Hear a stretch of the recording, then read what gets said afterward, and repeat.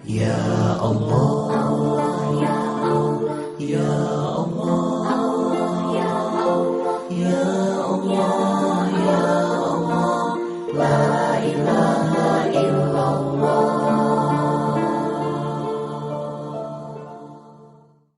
Setiap manusia telah Allah tetapkan rizkinya. Apa yang dimaksud dengan rizki yang mencari-cari kita tadi? Fadlullah. Apakah berarti Allah menambahkan rizki kita dari yang sudah ditetapkan? Baik. Pertama kita jawab dulu pakai Quran dulu. Rizki sudah ditetapkan. Betul.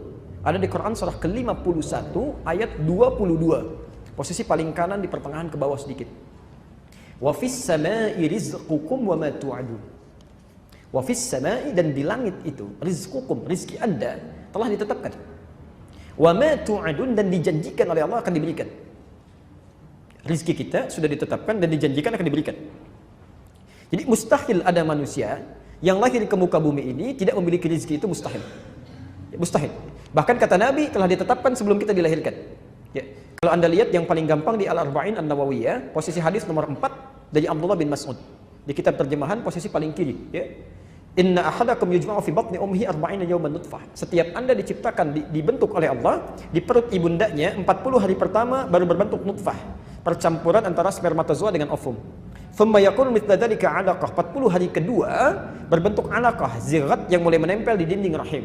Thumma yakunu mithla dzalika mudghah. 40 hari ketiga usia 4 bulan berbentuk mudghah, daging sekunyahan yang mulai punya bentuk. Ya, fayursalu ilaihil malak, maka usia 4 bulan ini diutus malaikat. Fayanfukhu fihi ruh, meniupkan roh dengan izin Allah. Wa yu'maru bikatsbi arba'in, dan diperintahkan menetapkan 4 hal. Pertama kali bikatsbi rizqihi, menetapkan rizkinya. Jadi rizki kita itu sudah ditetapkan oleh Allah sebelum kita bahkan terlahir dan akan dibawa sampai kita menghadap pada Allah Subhanahu wa taala. Jadi tidak akan ada orang meninggal sebelum dicukupkan rizkinya. Jelas di sini?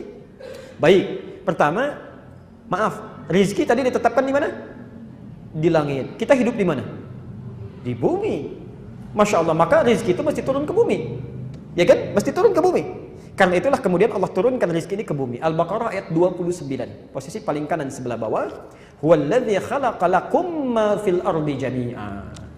Dan kemudian Allah ciptakan, jadikan untuk kamu semua yang ada di bumi untuk kamu. Karena kamu tinggal di bumi, rizkinya kami turunkan ke bumi. Jelas ya? Rizki ditetapkan di langit, kita hidup di bumi, diturunkan ke bumi. Baik, sekarang ibu bapak tinggal di mana? Enggak, di Kelapa Gading. Bumi kan luas. Bumi luas, ya. Hati-hati, barangkali Anda di Kelapa Gading, rizkinya ternyata ada di Sumatera.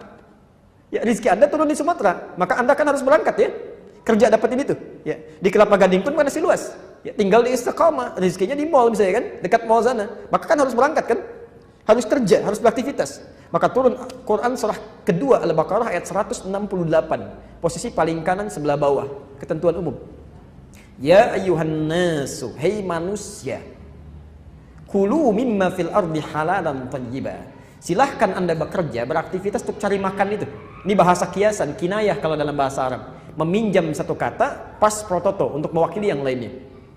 Bapak kan ditanya, Pak mau kemana? Mencari sesuap nasi. Ya, padahal nggak sesuap kan? Anda cari untuk di rumah, untuk pakai, untuk macam-macam. Ini bahasa Quran asalnya. Ya. Kulu mimma fil ardi, silahkan cari makan di muka bumi. Silahkan bekerja, aktivitas.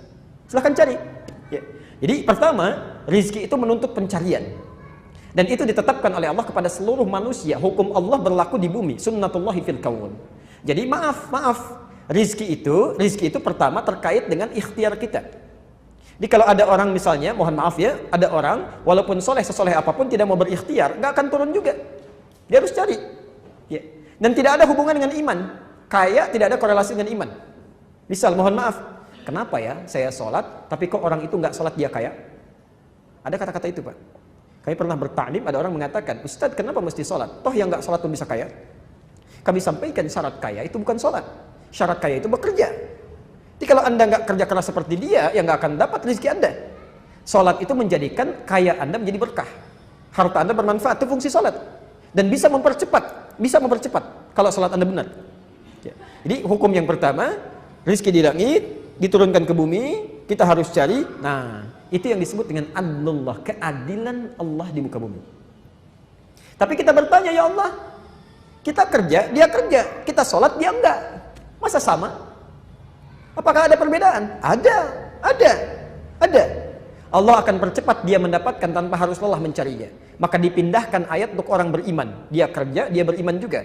Quran surah kedua di surah yang sama, Al-Baqarah ayat 172, pindah ke kiri di pertengahan. Paling atas, lihat ayatnya. Kita mau berakhir di sini, sebentar lagi ada masuk asar ya. Ya ayyuhalladzina amanu, hei orang-orang yang beriman. Perhatikan, ayat yang pertama kan ya ayyuhan nas ya. Kalau manusia itu, maaf, mencakup orang beriman saja atau umum? Umum, mencakup non-muslim juga. Artinya kalau non-muslim pun bekerja, dia mendapat rezeki. Tapi ayat ini, ya ayyuhalladzina amanu, hei orang-orang yang beriman. Kalau beriman itu orang Islam saja atau non-muslim juga? Islam saja. Ya ayyuhalladzina amanu, kulu min thayyibati ma razaqnakum. Silahkan dapatkan rezeki yang telah kami sediakan. Bukan kita yang capek mencari, tapi Allah yang sediakan. Tapi yang menarik, perhatikan. Ketika Allah meminta mencari rezeki bagi orang-orang umumnya, manusia umumnya, kalimat halal dan thayyibnya muncul. Halalan thayyiban. Tapi ketika meminta pada orang beriman, kalimat halalnya dibuang. Tinggal thayyibnya dan dijamakkan bentuknya, thayyibat. Kenapa halalnya dibuang? Karena orang beriman itu imannya akan menuntun dia mencari yang halal. Jadi kalau ada orang beriman mencari yang haram, itu tandanya ada yang salah dalam imannya.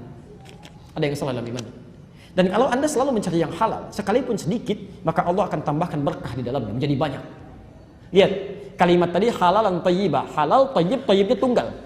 Nanti kita bahas dengan rinci saat masuk ayat ini. Thayyiban itu bentuknya mufrad. Mufrad itu tunggal, satu. Jadi kalau orang-orang tidak beriman, mendapatkan rezeki sebanyak apapun kelihatannya sedikit. Satu aja kecil, kecil. Ya, 1 miliar kecil aja. 10 miliar sedikit aja. Makanya dibuat capek, kerja lagi, dapat, tapi kelihatan seperti kecil, nggak ada kenikmatan.